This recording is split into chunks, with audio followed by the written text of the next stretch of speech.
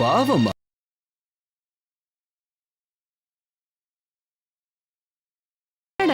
பீரோல வச்சிருக்கிற பணத்தை தாங்க இப்ப எடுத்துறீங்களா இல்லையா?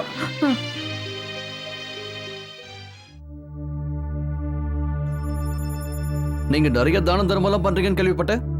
நிறைய தப்பு பண்றவங்க தான் பாவம் கழிய தானம் பண்ணுவாங்க. தானம் கொடுக்கறதுக்கு நிறைய இடம்லாம் இருக்கு. அனாதை ஆசிரமத்துல இருக்கிறவங்களுக்கு சாப்பாடு போடலாம், முதியோர் இல்லத்துக்கு துணி வாங்கி தரலாம். அதுக்கப்புறமா நீங்க பண்ண பாவம் தெரியலனா இருக்கிற காசையெல்லாம் மூட்டை கட்டி எடுத்துட்டு போய் கங்கையில கொண்டு போய் கரைச்சு விட்டுட்டு வாங்க. ரூமுக்குள்ள வந்து தேவையில்லாம பேசுற. யாரையா நீ? நான் யாருன்னு அப்புறம் சொல்றேன். முதல்ல நீ யாருங்கிறத சொல்லு. இவங்க யார கல்யாணம் பண்ணிக்கிட்டு போனாங்களோ அவர் இப்ப உயிரோட இல்லைங்கிறது எனக்கு நல்லா தெரியும். அப்படின்னா நீ யாரு? கூஜாவா? தலை இருக்கும்போது எதுக்கு வால் ஆடுது? இப்போ உனக்கு என்ன வேணும்? போலீஸ கூப்பிடணுமா? தேவையில்ல, நானே போயிடுவேன்.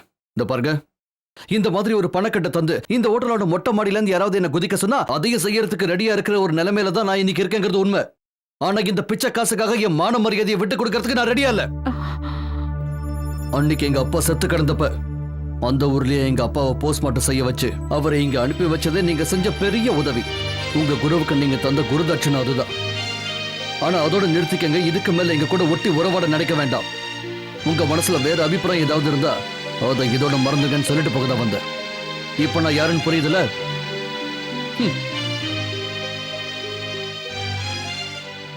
Excuse me, sir. Can you tell me the way to Ernakulam? முதல்ல go straight, அப்புறம் right. Yeah. Bus stop coming. Yeah. Ernakulam bus come stopping. Okay. Going. ஐயோ டேய், சச்சி வந்துட்டு இருக்கா. ஐயோ, அவங்க கிட்ட இருந்து இதெல்லாம் வாங்கிட்டோம் தெரிஞ்சா நம்மள உரிச்சிருவோம். அவருங்க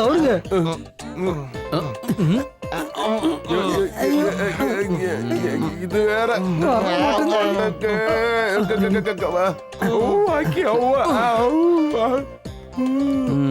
என்ன எல்லா பெருசும் சேர்ந்து ஃபுட்பால் டீம் ஆரம்பிச்சிட்டீங்களா?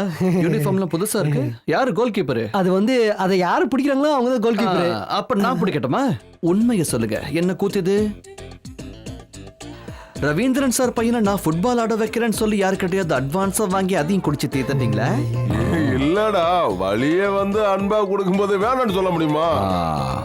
பாட்டு பாடுற ஆர்யா தேவியும் அவ பொண்ணும் வந்திருந்தாங்க. அவங்க தான். ஓ, ஒரு காலத்துல எல்லாரும் ரூட் விட்டுருக்காங்களோ? டேய், அவங்கள பத்தி எல்லாம் தப்பா பேசாத.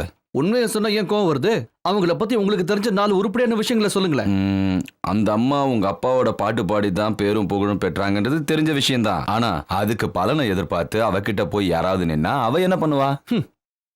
உங்க அப்பாவோட திறமை சங்கீதம் எல்லாம் நல்லா இருக்கும். ஆனா சில நேரத்துல அவன் ரொம்ப ரொம்ப மோசம். சேர்றவன் மகானாவா இருக்க போறான். தம்பி, உங்க அப்பாவோட சங்கீதத்துக்கு தான் நாங்க ஃப்ரெண்ட்ஸா இருந்தோம். அதுவும் சினிமால புகழ் சேரத்துக்கு முன்னாடியும் பின்னாடி மட்டும்தான்.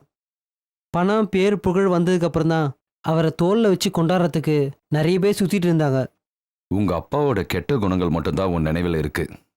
உங்க அப்பா மூலமா சங்கீதத்தால உனக்கு கிடைச்சது இருக்கு, அதை பத்தி நீ கொஞ்சம் கூட யோசிச்சு பார்த்ததே இல்ல.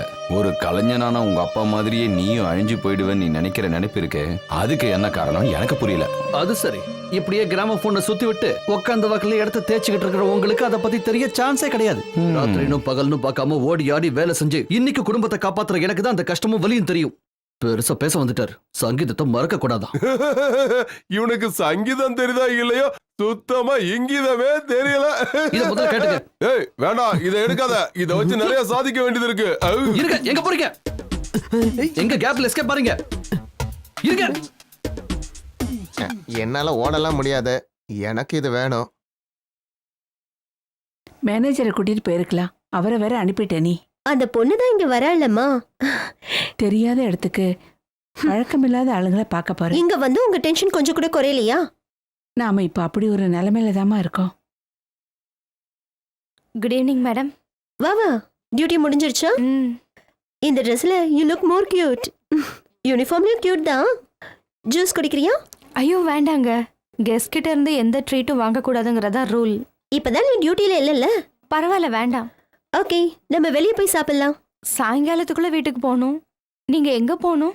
அப்படிலாம் ஒண்ணும் இல்ல, ஷாப்பிங் போலான்னு பாக்குறேன். போகும்போது என்னோட ஃப்ரெண்டையும் பார்க்கணும். இங்க வந்து சண்டை போட்டு போனால அவனுக்கும் எனக்கும் சின்ன கடன் இருக்கு.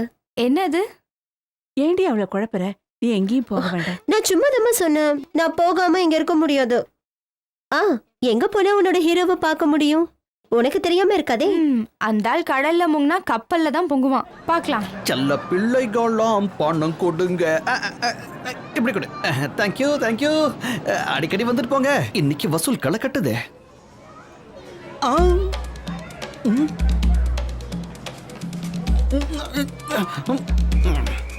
பூஜை வேளையில கரடி வருதே.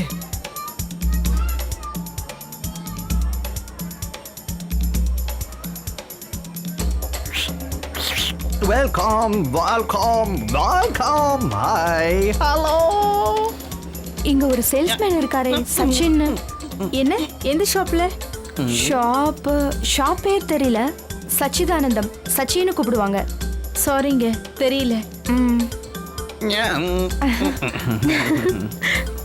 எதுக்காக இவ என்ன தேடுறா? கூட இன்னொருத்தி வேற கூட்டு வந்திருக்கா.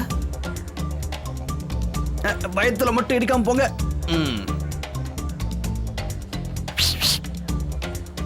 வா வா.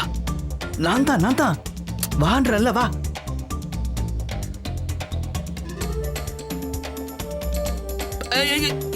இரு மேல போகாதீங்க. நானும் வர இரு. கதவை தர சொன்ன கேளே, கதவை தர.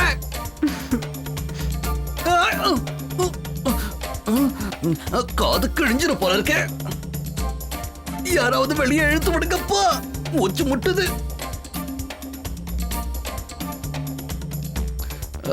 எல்லாரும் லிஃப்ட்லயே வந்தா எப்படி? போறதுக்கு வழி வேண்டாம், நகருங்க. இந்த லிஃப்ட்ல டோரை காணோம்.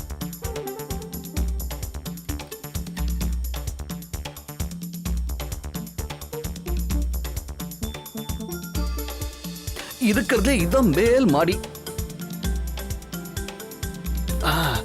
வரா வரா வரட்டும். இப்படி வா.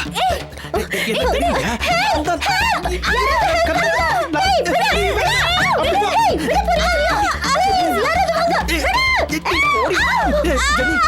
என்ன தெரியலையா?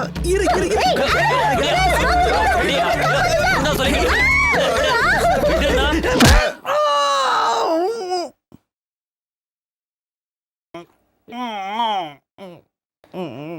யாரு அடிச்சது யாருன்னு தெரியாம போயிருந்தாலும் உனக்கு இந்த அடி தேவைதான்டா. பல்லு கொட்டிட போகுது. இருக்கிற வழியில நான் வயசு வித்தியாசம் எல்லாம் பார்க்க மாட்டேன். என் கை எட்டுற தூரத்துல நிக்காம எங்கேயாவது தள்ளி போய் உட்காருங்க. ஈவ்டீசிங் கேஸ்ல உன்னை தூக்கி உள்ள போடலன்னு சந்தோஷம். ரேக் பண்ணது பொண்ணுங்களா இருந்தா தானே பிரச்சனை. ஏதோ கஷ்டப்பட்டு ஒரு வேலையில சேர்ந்தா இப்ப அதுவும் உன்னால இல்லாம போயிடுச்சு. என் பேரை சொல்லி கூப்பிட்டுருக்க வேண்டியதானே? ஜென்னின்னு கூப்பிட்டு இருந்தா ஜென்னி வர அளவுக்கு அடிச்சுட்டாங்களே. நான் பண்ணின்னு கூப்பிட்டு இருந்தா உனக்கு புரிஞ்சிருக்கும். டை கோட்டெல்லாம் போட்டிருப்பேன், பெரிய வேலையில இருப்பேன்னு சொன்னேன். ரொம்ப டைட்டா இருக்குன்னு டைய பின்னாடி கட்டி வச்சிருந்தேன், பாக்கல? ஐயையோ, அம்மா. இப்ப அங்க என்ன எழுதிட்டு இருக்க? கணக்கு. டாக்டர் ஃபீஸ், ஸ்டிச் போட்டது, பின்ன அங்க இருந்து இங்க வரைக்கும் ஆட்டோல வந்தது, மொத்தம் 310 ரூபாய். மறந்துட்டேன். அப்புறம் ஒரு 60 ரூபாய் மெடிக்கல் ஷாப்ல மருந்து வாங்கினது. அப்ப எல்லாம் சேர்த்து 370 ரூபாய். அதுக்கெல்லாம் அந்த பொண்ணு தானே பணம் தந்தா. அது எதுக்கு உன்னோட கணக்குல ஏத்துற? அதெல்லாம் எங்களுக்குள்ள ஒரு அட்ஜஸ்ட்மெண்ட். நாளை காலையில திருப்பி கொடுக்கணும்ல. நான் உன்ன மாதிரி கிடையாது, எனக்கு மானம் இருக்கு. கொஞ்சம் கேப் விட்டா கடா வெட்டி கும்மி அடிச்சிருவீங்களே. எனக்கு கொஞ்சம் மான மரியாதை இருக்கிறதுனால தான் இந்த நிலைமையில இருந்தோம் 100 ரூபாய் கட்டணும் கூட பார்க்காம அதை கொடுத்தவங்க முகத்திலே விசிறி அடிச்சுட்டு வந்திருக்கேன். ஆமா, அத பத்தி பேசுறதுக்கு தான் அந்த பொண்ணு வந்தா. அது இல்லாம அவன் கட்டழக பார்த்து மயங்கி ஒண்ணு அவன் பின்னாடி வரல. அப்புறம் நீ தூக்கி எறிஞ்ச நோட்டுகளுக்கு நடுவுல 5 காந்தி நோட்டு கம்மியா இருந்துச்சாம். ஒதுக்கிட்ட போல இருக்கு. திருடா. இங்கதான் ஸ்டாப். கொஞ்சம் வெயிட் பண்ணுங்க.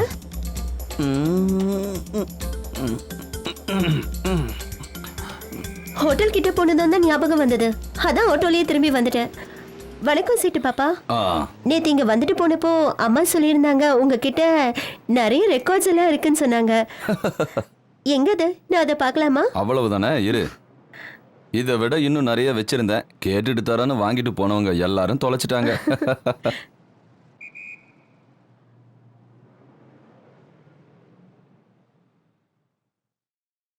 என் கணக்குல ஒரு 500 ரூபாய் எழுதிக்க. அது அந்த பொண்ணு முகத்துல விட்டு எறிஞ்சிரு. நமக்கு எதுக்கு இன்னொருத்தரோட காசு? அசிங்க இல்ல, நமக்கு மானம் தானே பெருசு. கௌரவம் இருக்கா? கௌரவம் ஏன் இப்படி மானத்தை ஏலம் வர்றீங்க? சத்தியமா நான் தெரிஞ்ச செயலிங்க. அதாங்க சிவாஜி நடிச்ச பழைய படம் கௌரவம் இல்லையா? ஓ, அது இல்லாதவங்க இங்க வரதுனால அத மட்டும் நான் இங்க வைக்கிறது இல்ல. பாய், ஓ, இந்த கௌரவம் கிடைக்கணும்னா 500 ரூபாய் கொடுக்கணும்ல? ஆஹா. ம், ஒரு 500 ரூபா கொடுங்க. ஆ? ஒரு 500 ரூபா கொடுங்கன்ற.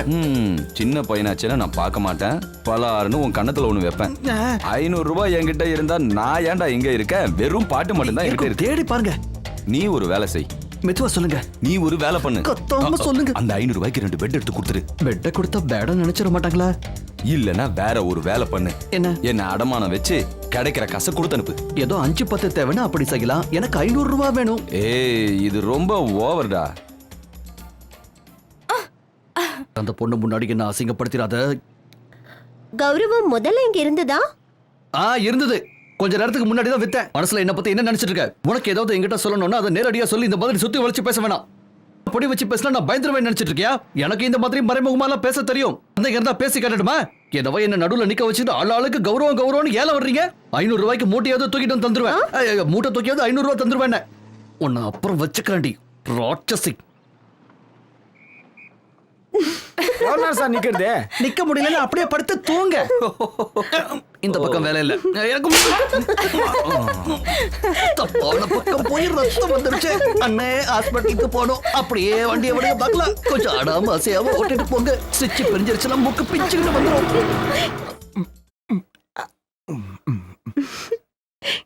அவன் கோவக்காரங்க. இவன் மாதிரி கிடையாது. யாரு என்னன்னு பார்த்து பேச மாட்டான் அவன். நீங்க அவனால எங்களை கோச்சுக்க கூடாது. எங்களுக்கே உங்க மேல எந்த கோவமும் கிடையாது. அதனாலதான் லஞ்சுக்கு கூப்பிட்ட உடனே ஓகே நோ ப்ராப்ளம்னு சொல்லிட்டேன். என்னங்க போதுங்களா? நான் முன்ன மாதிரி அதிகமா சாப்பிடுறது இல்லைங்க. அது பார்த்த உடனே தெரிஞ்சிருச்சு. சாரும் டயட்ல தான் இருக்காரு போல இருக்குல்ல. டெசர்ட் ஏதாவது வேணுங்களா? ஐஸ்கிரீம் ஆர்டர் பண்ணட்டுமா? எனக்கு ஒரு ஐஸ்கிரீம் ஆர்டர் பண்ணுங்க. வேண்டான்னு சொன்னா நாங்க இப்பவும் கோவத்துல இருக்கோம்னு நினைச்சுக்குவீங்கல்ல. வாய்ஸ் அஃபெக்ட் பண்ற மாதிரி எதையும் நான் சாப்பிடறதே இல்ல. ஆனா இந்த மாதிரி நேரத்துல சாப்பிடறதுல எந்த தப்பு இல்லைன்னு நினைக்கிறேன். நேரா போய் ரைட்ல கட் பண்ணுங்க. வாஷ் பேசின் இருக்கு. அம்மாவும் பையனும் ஃபுல் கட்டு கட்டினாங்க. அவங்க சாப்பிடுற வேகத்தை பார்க்கும்போது எனக்கு அப்படியே மயக்கம் வரும் போல இருந்தது. நல்ல வேளை டிஷ்யூ பேப்பர் எடுத்து சாப்பிடல. அந்தம்மா அப்படிதான். விருந்துன்னா விழுந்துரும். பையன் அதுக்கு மேல சரியான காமெடி பீஸா இருக்கான். அந்த பையன் ஒரு பாட்டு வேற பாடினான். இந்த மொத்த ஹோட்டலும் திடீர்னு நடுங்குற மாதிரி இருந்ததுல, அது வேற ஒண்ணும் இல்ல, அந்த பையனோட பாட்டாலதான்.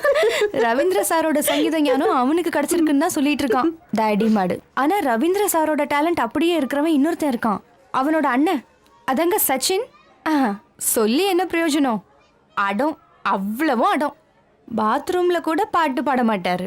ஓஹோ, சூப்பரா பாடிட்டு இருந்தாங்க. ஸ்கூல் ஃபங்க்ஷன்ல 2 தடவை ஸ்டேட் ஃபர்ஸ்ட் வாங்கியிருக்கான். அவனோட பாஷையில சொன்னோன்னா, வாழ்க்கைங்கிற ஓட்டத்துக்கு நடுவுல சங்கீதத்தை குழி தோண்டி புதைச்சு ஸ்டாப் போர்டும் வச்சாச்சு. அப்படின்னா அந்த ஸ்டாப் போர்டை எடுத்துட்டு அந்த குழியை தோண்டி சங்கீதத்தை நம்ம வெளியே எடுத்துடலாம். அது சரி, அது எப்படி நடக்கும்? ஏன் முயற்சி பண்ணி பார்க்கலாம். பாட்டு பாடுறவனா நான் அதை கேட்கணும்ல. பாடாத பாட்டு கேட்க நல்லா இருக்கும். அவனை பாட வைக்க ட்ரை பண்றப்போ தலையில ஒரு ஹெல்மெட்டோட போங்க. அவ்வளவு பிடிவாத நான் சொல்றேன். அதுல என்ன சந்தேகம்? நான் நினைச்சே பாட வைக்க முடியல. நான் நினைச்சேன்னா அப்ப அந்த அளவுக்கு உரிமை இருக்கா? எந்த அளவுக்கு உரிமைன்னு நான் தெரிஞ்சுக்கலாமா?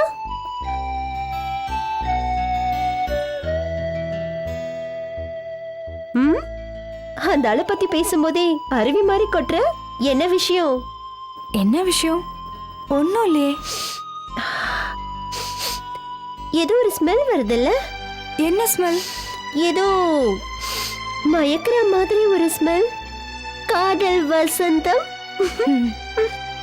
அந்த வசந்தத்தோட அங்க போனா போதும். எப்பயாவது போய் பார்த்திருக்கியா? இல்ல, அப்படிலாம் ஒன்றும் இல்ல. சின்ன வயசுல இருந்தே பழக்கம், அவ்வளவுதான்.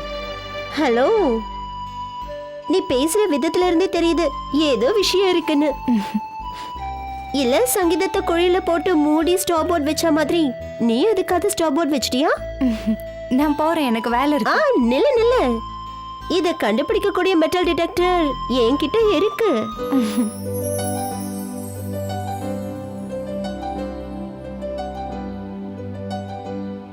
மேல சொல்லுங்க ஆண்டி.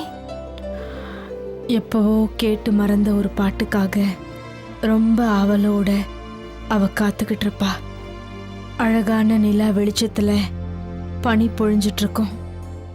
வானத்துல ஜொலிக்கிற நட்சத்திரங்கள் கண்ணிமைக்காம அவளுக்காக காத்துக்கிட்டு இருக்கும். அப்புறம் அவ கண்ட கனவையெல்லாம் ஒன்னொன்னா ஞாபகப்படுத்தி பார்த்து அவ அவர்கிட்ட சொல்ல ஆரம்பிப்பா.